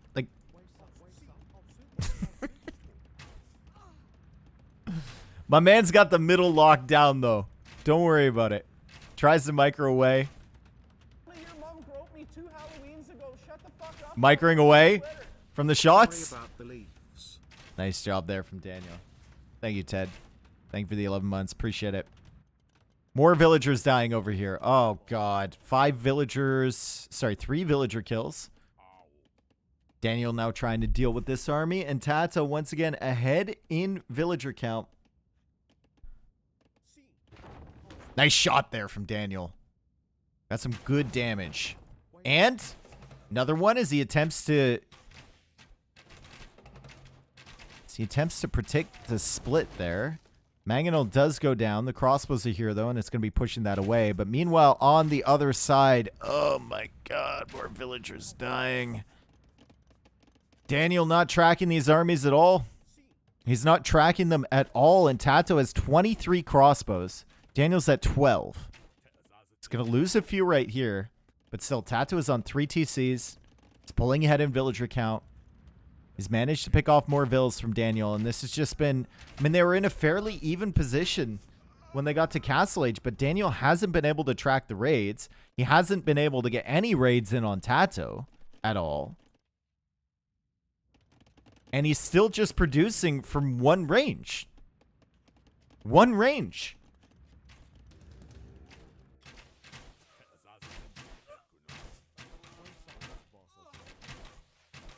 Micro can only get you so much. It's a decent trade considering the numbers here for Danny Boy. But now he's down to 5 crossbows. And he's still only on 1 range. Got villagers out here working on the stone. That siege workshop, man, that thing really set him back. Holy. He went for the siege workshop to defend against the archers and the crossbows, or soon-to-be crossbows coming forward early. And the investment into that and the mangonels is the difference here in the crossbow numbers for TaToH. He invested into more archer ranges, more crossbows. There was no siege workshop from him. Well, there was one now, but it wasn't there early.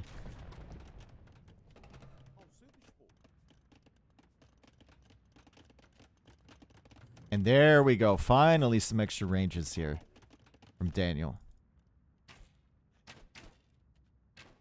10 villagers ahead here for TaToH. Eco upgrades are better for Daniel. TaToH, it's amazing, though, with like 3 TC eco that TaToH is just now getting wheelbarrow. Still doesn't have the second wood upgrade. Still doesn't have horse collar.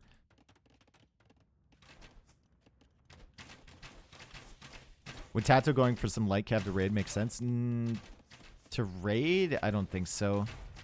He's going into a stable now. Remember, Daniel has ballistics, right? So if there's any crossbows at home, your light cav will die to those. Daniel's now losing vills over here. Daniel is... I don't know where he's focusing his attention right now. But he's kind of going through the motions in this game, it feels like.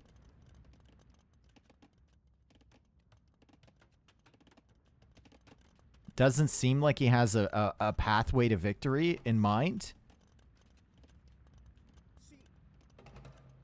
And he's just kind of playing until TaToH can defeat him.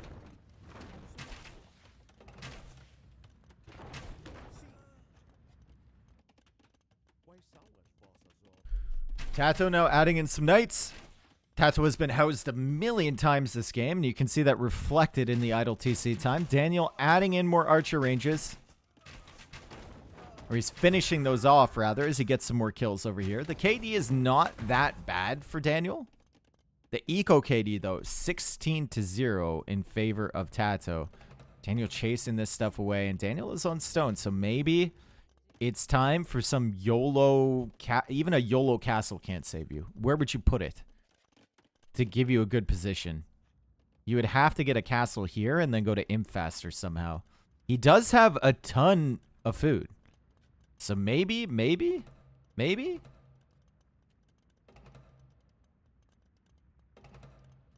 Shoot. Here. Now. Do it. Now. Here. Shoot. Now. Here. Daniel. Here. Now. Shoot. Daniel. He's coming. He's coming forward. He's coming forward. TaToH's making outposts. TaToH has the formation. Box formation. They're marching in a box to come forward here.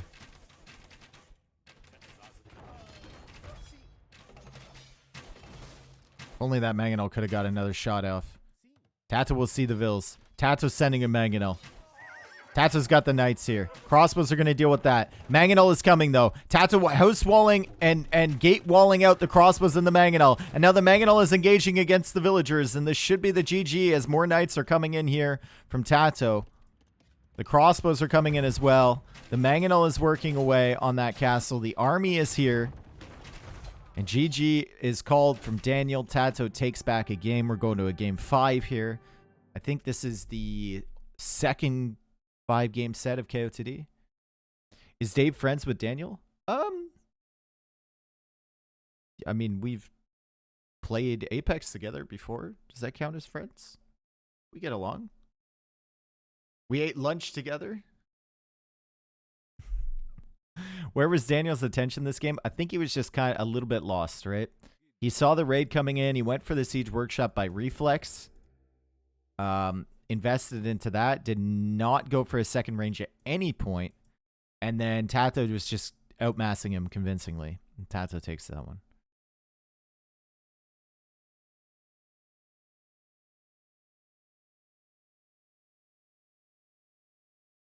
Yeah, TaToH with a much better eco.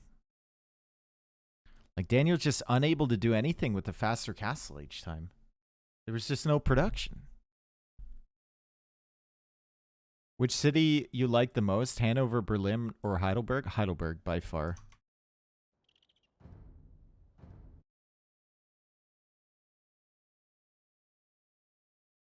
Hanover is last, by far. And then Berlin is somewhere in the middle.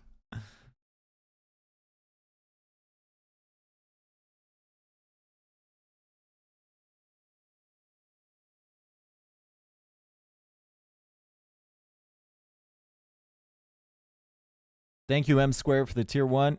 Welcome, dude. Thank you, thank you, thank you. Thanks for being there, everyone. Thank you for the follows. Appreciate it. We're getting into the next one in a minute and a half here. Game 5.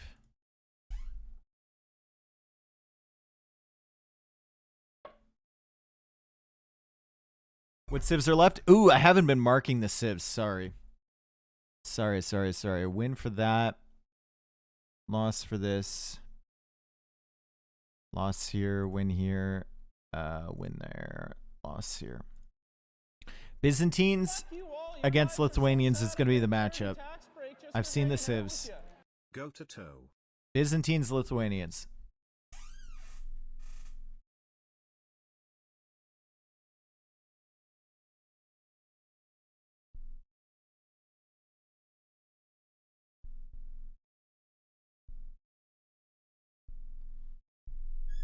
Yo, Velop, thank you for the 2 months, bro. Thank you. They both played Malians? Yep. How come they both have Malians? Oh my god. This is a new drinking game, I guess.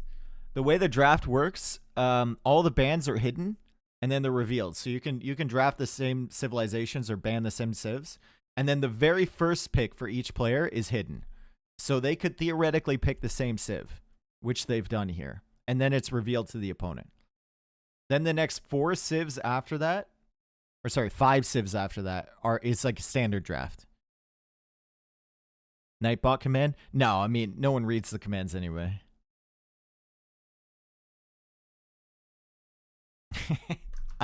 I know enough about... Listen, I watch streams too, okay? When I'm not streaming, I watch streams. I don't read the title or the command. But I also don't ask those type of questions in the chat either. I just wait until someone else does. Oh my god. Most wallable map of 2023 for Daniel? Holy. Most wallable map 2023? Oh my god. Really, really nice. The berries are ugly though. The berries are hideous, and we don't like this front hill if TaToH gets a forward position. But we can look at TaToH's base over here. And TaToH's base, well, it's a lot worse. My man, he dropped from the sky, and he's in a crater right now. He does have a nice backwood line, though. This is fantastic. Look at that. Look, you could get a beautiful lumber camp set up here, couldn't you? or there. Nice and cozy. Maybe the first one here, second one here. Oh, baby. And the gold is kind of back, but there's not a lot of walling potential there. Maybe he'll choose to wall diagonally like this again towards the TC. Who knows? His berries are ugly as well. It's not the worst map we've seen, and the wood line is really close, which is beautiful. And he's gone for the cozy lumber camp. Ooh, baby. Ooh, baby, I love the way. Every day. He can tower that gold. I would. I'd die. And he could tower this. Maybe. Well, we won't see a singing career. No, that ship has sailed. I had a chance once. Oh, Daniel's getting trolled. Ostrich, stop running away.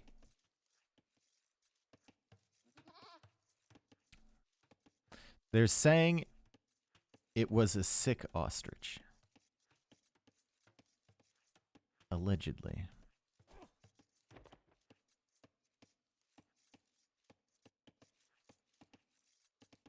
Another ostrich being pushed in here. From TaToH. And, well, playing pretty conservatively. He's already building another house here. He might be thinking about this. Like, that's not the greatest, that's not the biggest distance to wall here, right? If you wall like that, and then you just wall like this to the back.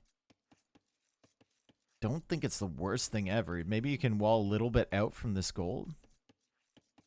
I don't know, we'll see.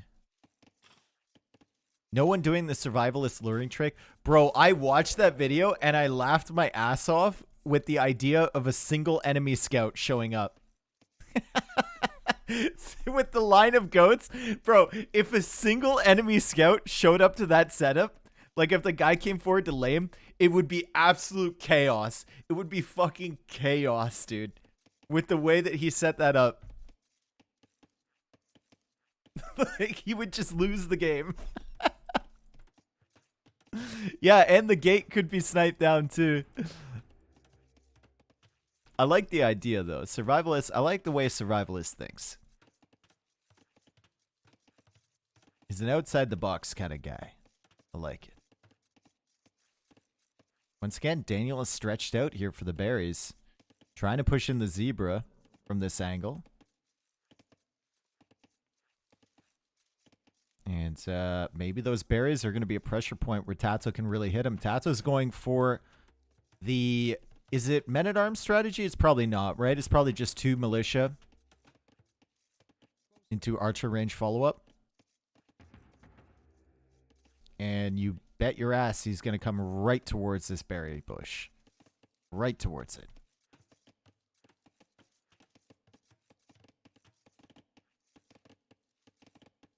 Survivalist suggested 2 vills on wood a long time ago. But for what build, though? 2 vills on wood has been around...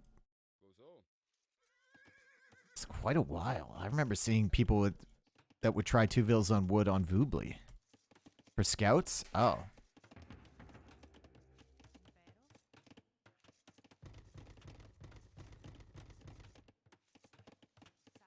Yeah, Mongol scouts 2 on wood for ages. That's what I remember. Could be wrong, but I think I remember that. Survivalist was the first to suggest milling the berries. We're creating a meme. I like it.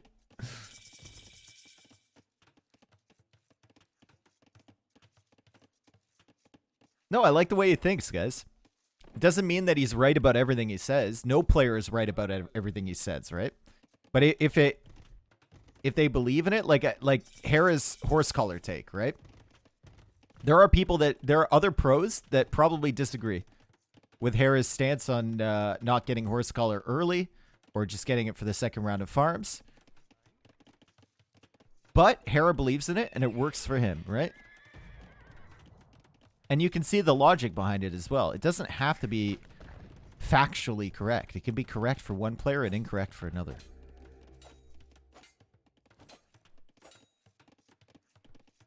There's a tower on the berries. And you know what? It's probably a smart tower if Daniel wants to defend this side and he's not planning on going for a boom right away. I hate the fact that he's walled like this when he could just send a villager out and wall this very easily. But the drush is there, so maybe he's a little bit nervous. He's just trying to secure himself for now. So Daniel is going to be playing on the defensive, and he's opening with Byzantine scouts, which is a little rare.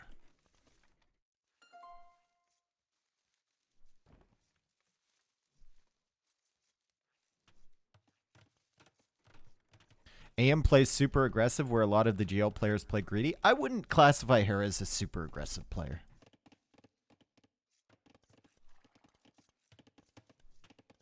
I think it depends on the situation. Nice walls here from TaToH. He knows the scouts are around. There's a hill there making things messy too. So he's just going to make sure all the walls are complete, and then his woodline is going to be perfectly fine. It's actually fairly efficient considering the fact he's walled up here. Definitely needs to get rid of this tree, and once that tree's gone, be able to walk back and forth really nicely. Meanwhile, on this side, archers are already at the woodline here as Daniel now goes for a archer range for skirmishers. That tower is nestled in quite nicely with the berries there, and that's protecting him on that side. Can easily wall up behind this. A couple skirms here should be able to push this away. And Daniel should be focused on just keeping skirm production right now, keeping the presence known on the map with the scouts and preventing reinforcements from coming, and then expanding his eco behind this.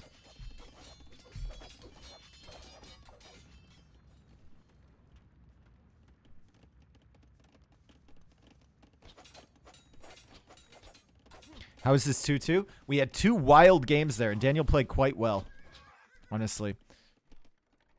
I think on like hybrid map settings, TaToH is heavily favored, right? And it's very unlikely for Daniel to take a set from him. Coming into this one, I gave, what did I say? I said it was 75-25 in favor of TaToH, right? So I gave Daniel a 1 in 4 chance to win this set. We might be seeing it. Who knows? TaToH is kind of ahead on this game. Daniel's got a little bit of idle TC time. Of course, as soon as you mention that, TaToH starts idling its TC. Every time you mention idle TC time, you're like, wow, look, they don't have any. It starts going up. It's consistent. And TaToH now looping around this way because Daniel didn't come out here to wall this early. Daniel does have a lot of scouts, though, and now he's got skirms. And he's going to be pressuring the berries. Maybe TaToH has to invest into a tower, but then TaToH has to worry about his gold as well. Daniel has to be worried about his gold a little bit, though. He didn't go out for it. And now TaToH is kind of hanging out near that area as Daniel finds a villager. Deadville.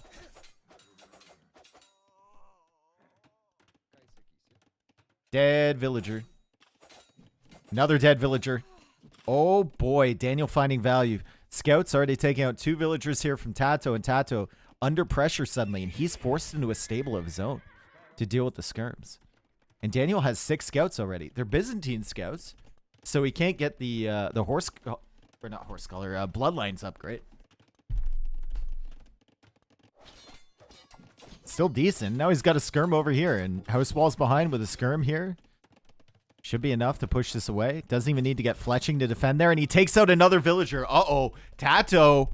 Can Daniel be doing this, folks? Look at this. TaToH is idling his eco here. Adding in more farms. Daniel working away on the archer range, and there's archers inside there, and if he keeps attacking this, TaToH's going to have to pop out. Daniel can kill these archers maybe with the skirms. Wise delete there from TaToH.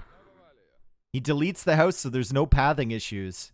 That was a good sacrificial house. And he makes sure that his archers get out alive from that range. He does have fletching, so the scouts can engage there. And now he's going to be coming forward towards this woodline. Daniel needs to wall this now. That, like, has he not scouted this? He has. Send your skirms and your scouts over here. Get this wall down. And you're going to be secure. And then you can reach out for your gold. You can go for a wall here as well. Fully focused on this army, though, as TaToH is forced to retreat. He's going to meet up with some more archers. Needs to be careful about this stuff. Daniel does have fletching now as he goes for the armor for his scouts. Incredibly aggressive play here from Daniel. TaToH goes for a tower on that gold. He's completely abandoned the berries, and the scouts are coming in now. 22 on food now for Daniel. We've got 21 placed farms here for TaToH, and he's going into another stable. Nice, bro. Nice. We're going to get ourselves another beautiful game. TaToH is going to be double stable. We're going to have armor already on the scouts here from Daniel. Forging on the scouts. Does Daniel add in another stable of his own? He's finally coming out here to wall this up. Hopefully he checks this little gap over on this side, and he's stretched out towards that gold. And TaToH now on the way towards Daniel's base. Will Daniel see this with the skirms? Doesn't look like it. Doesn't look like it. This could be an absolute disaster for Daniel. If TaToH shows up, Daniel kills another villager, but it doesn't feel like he can really dive here, right? TaToH's going to have double stable to produce scouts behind. Also has some spearmen back here. Couple archers go down. But that's it, and the range is going to disappear, but here comes the army from TaToH.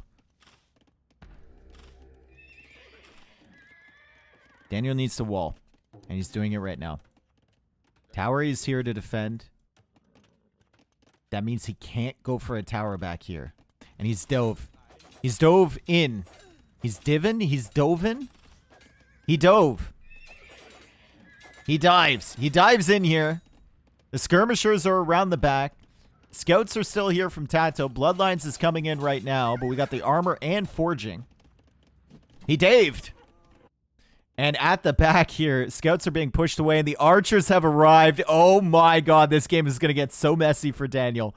The archers are here. He needs to abandon with all of the villagers. One villager down. And that's it. TaToH only killed one villager. Daniel's going to keep killing. Daniel is going to keep killing. Fully upgraded scouts minus bloodlines. The skirms are on the wood line here. But the archers are at the back, and this scout is going to die right away. The skirmishers are trying to push this off. Daniel might need to go to this gold now. His wood situation is in absolute shambles. And now the scouts are dead, and the skirms are going to die here too. Oh boy, TaToH, what a recovery. What a recovery here from TaToH. Double stable scout production. He snuck the archers around. Daniel's eco really, really struggling against this. He's got spearmen just kind of idling. He's got skirmishers chasing the scouts. These skirms have died at the back without taking out any further scouts. He's 7 villagers ahead, but TaToH is now controlling the gold. Man is still behind by 8 villas. Yeah, but TaToH's in a better position than Daniel is here.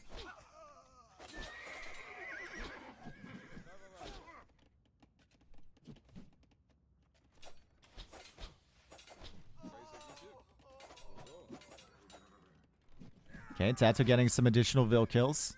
He's had 2 minutes and 10 seconds of idle TC time, but here come the scouts, and Castle Age is on the way. Daniel, it feels like he kind of threw away his opportunity there. But was it a thrower, or was it just TaToH doing a great job with sneaking that archer army around?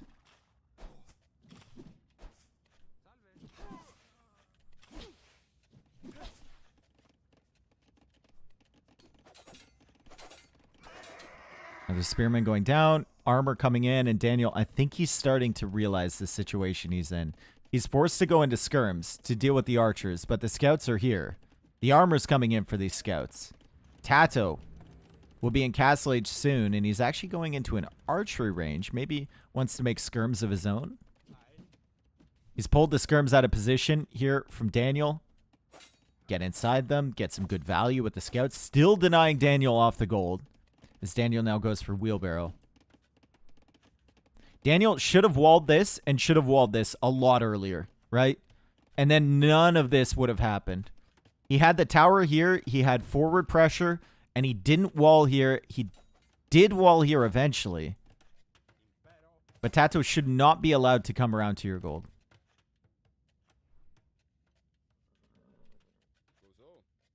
I guess TaToH needed that archer range just to get crossbow. Because his old archer range died, right? I was wondering why he was adding that. But it does make sense. He needed a range for crossbow. Finally, Daniel walling this off. And Daniel calls GG. Good luck next round. GG, you two. TaToH winning the final 2 games. Danny took him for a ride, but TaToH going through. And Daniel will have to play an elimination match. Great play from both of them. That's the best set I've seen in KOTD so far. Really, really fun stuff. 3 very entertaining games there.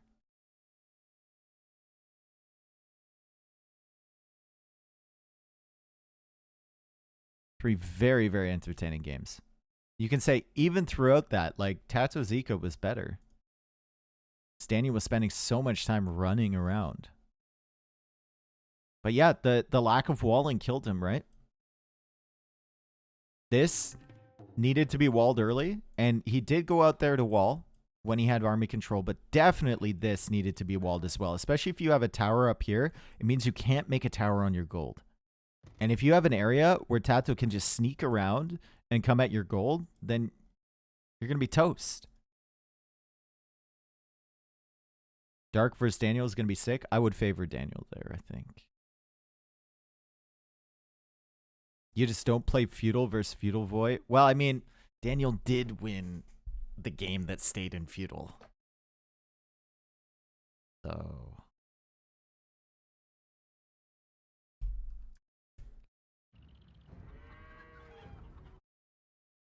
most wallable map lost due to no walls. Yeah, true, right? I opened that saying most wallable map of 2023. Then he didn't wall.